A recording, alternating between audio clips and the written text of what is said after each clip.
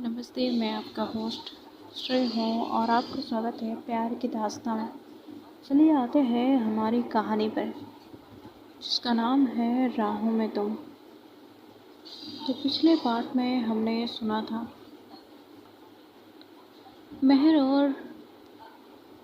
मेहर की पापा की कुछ बात हुई थी। मेहर के पापा ने कहा था, मुझे एक हफ्ते के लिए कहीं जाना है। मेहर ठीक है कहकर वहाँ से चली जाती है। अब आते हैं आज के पार्ट पर। मेहर के पापा रात में ही निकल गए थे। दूसरी तरफ दिशा वान्या की ऑफिस को संभाल रही थी। उसके साथ वान्या को भी ढूंढ रही थी। रात के 9 बज रहे थे। दिशा घर पर थी, श्रुति के कमरे के पास। फिर वो नॉक करती है। श्रुति परमिशन देती है अंदर जाने के लिए। दिशा अंदर जाती है। श्रुति पूछती है, दिशा, दी का कुछ पता चला? दिशा कहती है, नहीं, कुछ पता नहीं चला। मैं ढूंढने की कोशिश कर रही हूँ, पर कुछ पता नहीं चल रहा है। दूसरी तरफ मेहर अपने कमरे में बैठी थी, वान्या के साथ। जो बातें हुई थी उसको याद करते हुए एक छोटी सी स्माइल आती है उसके होठों पे। उसके साथ उसकी आंखों में आंसू भी थे। अब टाइम को थोड़ा स्किप करते हैं। अब मेहर के पापा को जाते हुए 2 दिन बीत चुका था। मेहर के पापा कहीं दूर चले गए थे, कह सकते हैं। चारों तरफ जंगल और बीच में एक घर जहाँ ज़्यादा लोग नहीं थे। मेहर के पापा उस घर के अंदर जाते हैं। उस घर पर एक लड़की बैठी हुई थी, सर में पट्टी बंधी हुई थी। वो लड़की चुपचाप बैठी थी। उस लड़की के पास एक औरत आती है। वो औरत बुलाती है, कृष्णा। वो लड़की हाँ कहती है। वो औरत कहती है, देखो, तुम्हें मिलने कौन आया है? कृष्णा कहती है, कौन है? कृष्णा धीरे से उस इंसान के पास जाती है। कृष्णा उस इंसान को देखती है और पूछती है, आप कौन? मैं आपको जानती हूँ क्या? वो इंसान यानी मेहर के पापा हाँ में सिर हिलाते हैं। कृष्णा सॉफ्टली पूछती है, तो आप कौन हो? मेहर के पापा कहते हैं, मैं तुम्हारा अंकल हूँ। कृष्णा पूछती है, अगर आप मेरे अंकल हो तो मुझे याद क्यों नहीं है? मेहर के पापा कहते हैं, वो तुम्हारी एक एक्सीडेंट हो गई थी, इसलिए तुम भूल गई हो। कृष्णा ठीक है कहती है। उसके बाद वो औरत कहती है, कृष्णा, तुम अंदर जाओ। कृष्णा हाँ कहकर चली जाती है। मेहर के पापा अंदर जाते हैं। वो औरत उन्हें कुछ बताती है।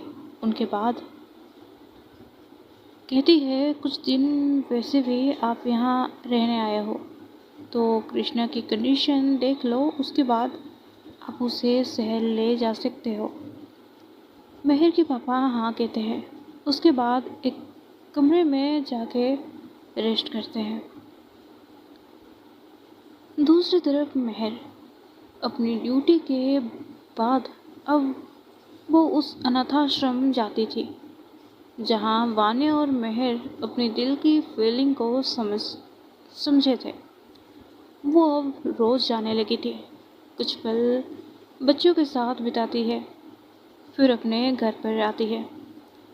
अब दिशा और श्रुति भी कभी कभार उसी अनाथ आश्रम पर जाने लगे थे।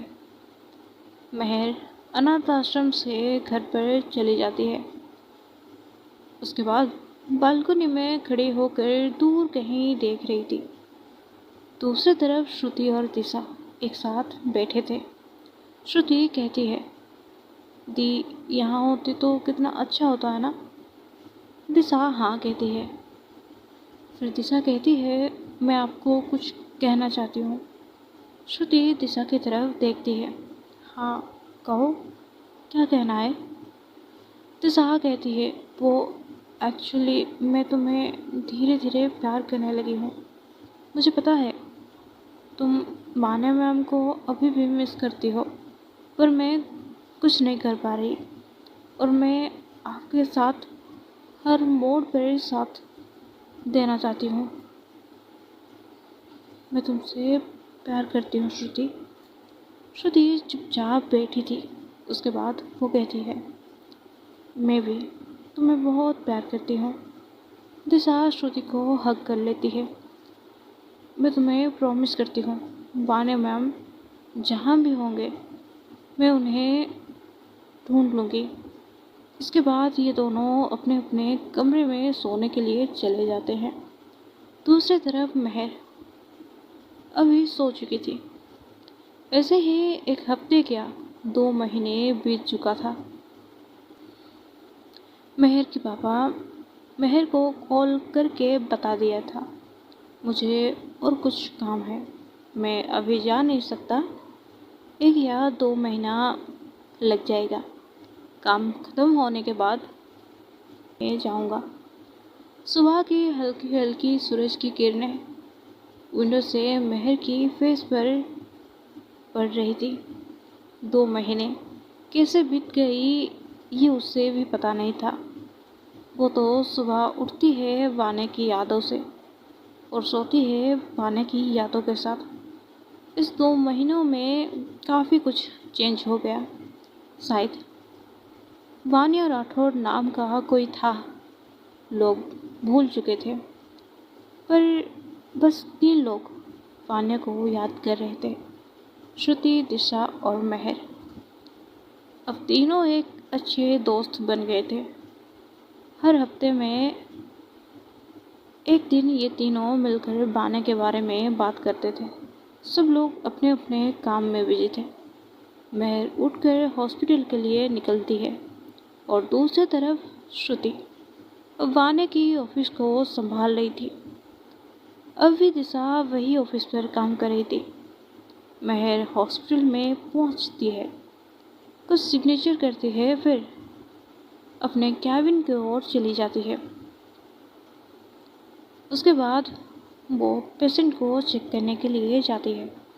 वहाँ पर एक छोटी सी लड़की बैठी हुई थी। महर उसके पास जाती है और पूछती है, क्या हुआ बच्चा, कुछ प्रॉब्लम है? वो लड़की कहती है, नहीं कुछ प्रॉब्लम नहीं है, मैं तो मम्मी के साथ आई हूँ और उन्हें इंतजार कर रहा हूँ। महर कहती है, अच्छा तो आपकी नाम क्या है? वो लड़की कहती है, वान्या। महर की आंखों में आंसू आ गए। उस लड़की ने कहा, क्या हुआ, आप रो क्यों रही हो? महर कहती है, नहीं बच्चा, बस किसी की ही याद आ गई थी। उसके बाद उस लड़की को कोई बुलाता है, वान्या बेटा यहाँ आओ। वो भागते हुए चली जाती है, पर जाते हुए महर को देखकर वो लड़की स्माइल का इशारा करती है। महर स्माइल करती है। उसके बाद वो रिसेप्शन पर जाती है, पर वहाँ कोई नहीं था। वो किसी से पूछती है, यहाँ पर एक नई रिसेप्शनिस्ट आने वाली थी ना, वो अभी तक आई नहीं है क्या? नहीं डॉक्टर, मैंने कॉल किया था पर उसने कहा कि कुछ समय लगेगा, वो आ रही है। महर ओके कहकर चली जाती है, पर उसी वक्त वो किसी से टकराती है। महर नीचे गिरने वाली थी। उस लड़की ने पकड़ लिया। महर की नज़र सीधा जाके उस लड़की के आंखों पर पड़ी, फिर उसके चेहरे पर। वो लड़की महर को खड़ी करती है। उसके बाद वो वहाँ से चली जाती है। महर उस लड़की को ढूंढने लगती है, पर अचानक से वो लड़की पता नहीं कहाँ गायब हो गई। उसके बाद वो इधर उधर देखने लगती है पर उस लड़की को नहीं पाती।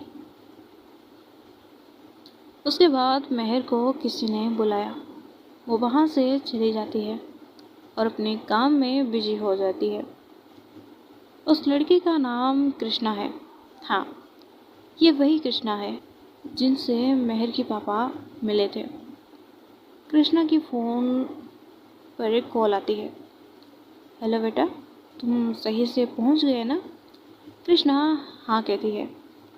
महर के पापा ने अपने घर का एड्रेस दे दिया था। कृष्णा कहती है, ओके अंकल, काम होने के बाद मैं घर पर चली जाऊंगी। उसके बाद कॉल कट हो जाती है। अभी शाम के 5 बज रहे थे। महर किसी को कॉल करती है, आज मुझे तुम दोनों से मिलना है।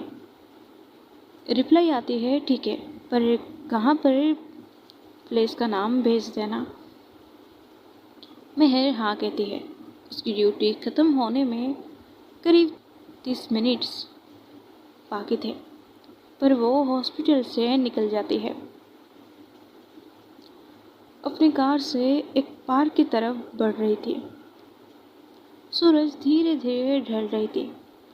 महर जाके एक पार्क में पहुंचती है। ऑलरेडी वहाँ पर श्रुति और दिशा थे। दोनों एक बेंच पर बैठे थे, जिसे वो दोनों महर की ही इंतज़ार कर रहे हो। महर उन दोनों के पास जाती है। उसके फेस पर स्माइल थी, जो कि 2 महीने पहले गायब हो गई थी। तीनों एक साथ बैठ जाते हैं। दिशा कहती है, क्या हुआ महर, इतनी जल्दी में बुलाया? कुछ प्रॉब्लम हो गई है क्या? महर कहती है, नहीं, कुछ प्रॉब्लम नहीं हुआ है, आज मैंने उसे देखा। दिशा कहती है, किसे देखा? महर कहती है, वो अब इस शहर में है। श्रुति कहती है, दी आप क्या बोल रही हो, कुछ समझ नहीं आ रहा। आप किसको देखे? सीधा सीधा बोलो ना। महर कहती है, बान्या को। श्रुति और दिशा शौक थे, पर खुश भी थे। श्रुति कहती है, दी आप सच कह रही हो? कहाँ पर देखा?